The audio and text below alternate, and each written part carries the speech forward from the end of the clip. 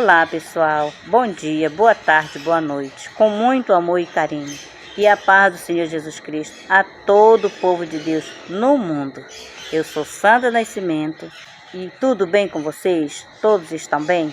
E ao som desses pássaros eu convido você a vir comigo em uma jornada de um propósito, de lermos a palavra de Deus durante o ano todo, trazendo a palavra de Deus para o nosso convívio, para o nosso dia a dia.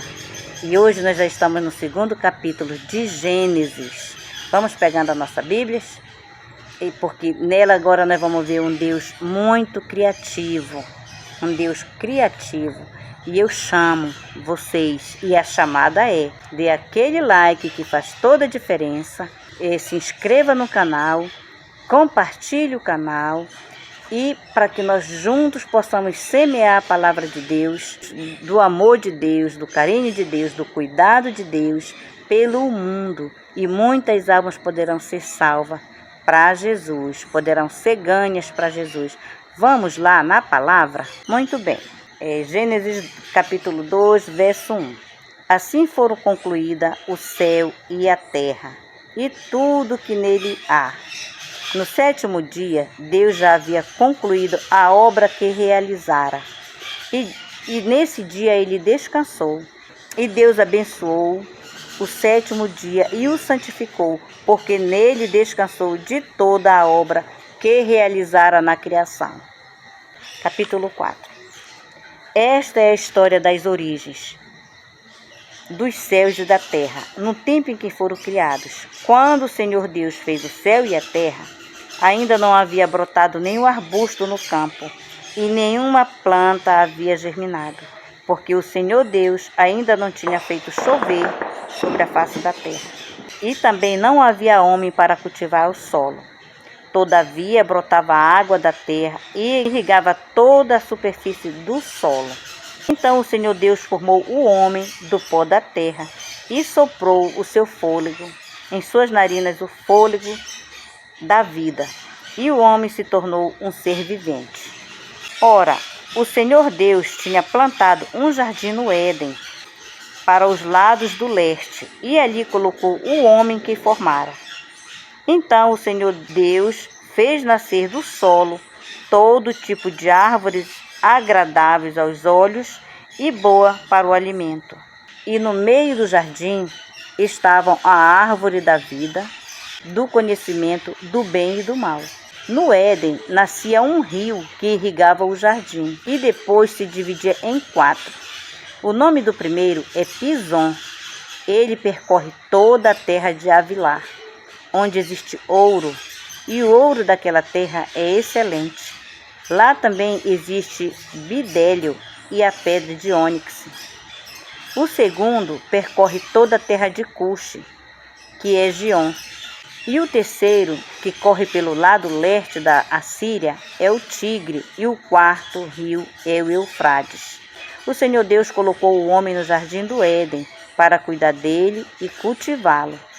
E o Senhor Deus ordenou ao homem: coma livremente de qualquer árvore do jardim, mas não coma da árvore do conhecimento do bem e do mal, porque no dia em que dela comer, certamente morrerá. Então o Senhor Deus declarou: não é bom que o homem esteja só. Farei para ele alguém que o auxilie e lhe corresponda. Depois que Deus formou da terra todos os animais do campo e todas as aves do céu, o Senhor Deus os trouxe ao homem para ver como ele lhe chamaria. E o nome que o homem desse a cada ser vivo, esse seria o seu nome. Assim o homem deu nomes a todos os rebanhos domésticos e às aves do céu, e a todos os animais selvagens e todo o que se encontra. E todavia não se encontrou para o homem alguém que lhe auxiliasse e lhe correspondesse. Então o Senhor Deus fez o homem cair num sono profundo, e quando este dormia, tirou-lhe uma das costelas, fechando o lugar com carne. E com a costela que havia tirado do homem, o Senhor Deus fez uma mulher, e a levou até ele. E disse então o homem: esta sim é osso dos meus ossos, e carne da minha carne.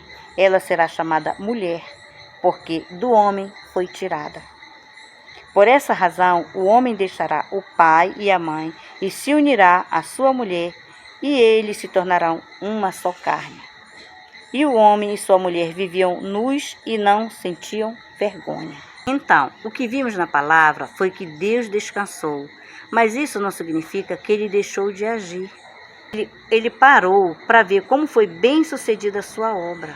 Há um exemplo para nós, que nós precisamos também descansar para nos recompor para uma outra jornada de serviço no outro dia, não é mesmo?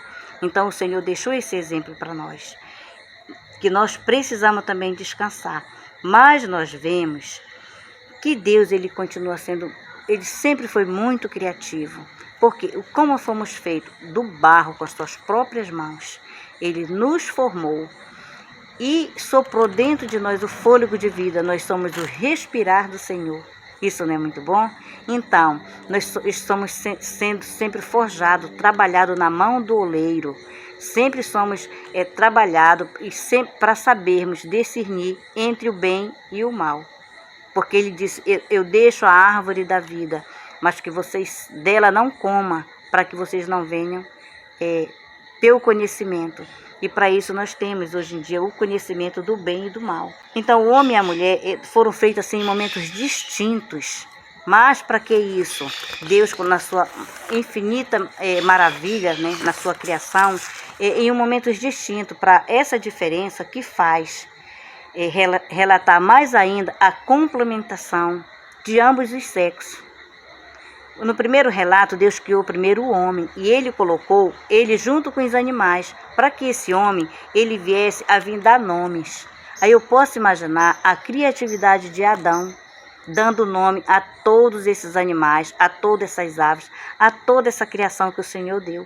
Aí depois o Senhor fez para depois vir, aí o Senhor viu que ali, na palavra diz, que ele não viu uma coisa idônea para dar para o homem. Então ele fez o homem cair no sono profundo e da costela tirou a mulher para servir, para dizer assim, a tua companheira que vai caminhar lado a lado contigo. Então, tudo isso a gente vê para que houvesse uma possibilidade de diálogo e de encontro pessoal, que então aqueles outros animais não teria. Seria carne da minha carne, osso do meu osso, carne da minha carne, assim como diz a palavra. E dessa forma foi feito. Tirado da costela para caminharem juntos. Então, aí depois a gente vai ver como nosso Deus é tremendo no seu poder, no amor, que consiste em sua criatividade. Nós podemos ver ao nosso redor e olhar a natureza, como elas estão sempre em harmonia, como elas caminham juntos, né? Elas atuam junto em um conjunto. E o mesmo Espírito Santo que esteve na hora da criação, ele continua dentro de nós. Ele está dentro de nós, né? Que esteve presente na criação naquele momento. A gente entende que ele continua. Porque existe dentro de nós um poder criativo imenso que habita dentro de cada um de nós.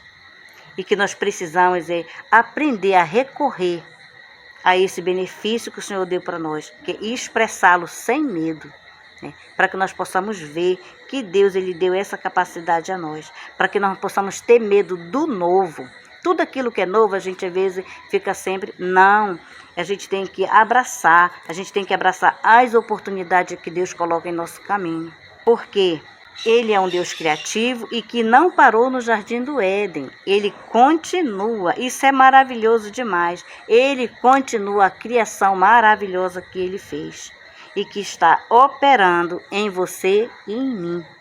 Então, nesse momento, meus irmãos, eu oro a Deus e peço ao Espírito Santo que nesse momento ele venha encher cada coração numa esperança, numa certeza, num conhecimento que há um Deus criativo, que no início da criação tinha o Espírito Santo participando daquela criação e que continua habitando entre nós.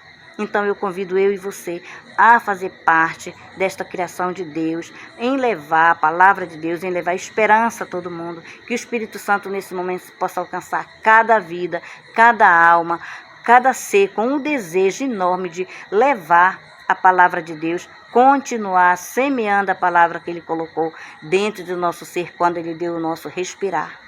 Já foi aí que começou a boa obra do Senhor. Eu e você estamos aqui na terra para levar a criação que o Senhor entregou em nossas mãos. Então, meus irmãos e irmãs, eu agradeço a Deus pela sua vida, eu agradeço a Deus por você estar aqui nesse canal comigo, e o que eu peço, compartilhe e vamos juntos, levando o amor de Deus, tá bom? Eu oro por você, deixo um grande abraço para você e convido você a estar no próximo vídeo, em nome de Jesus. Um abraço e tchau, tchau, até o próximo.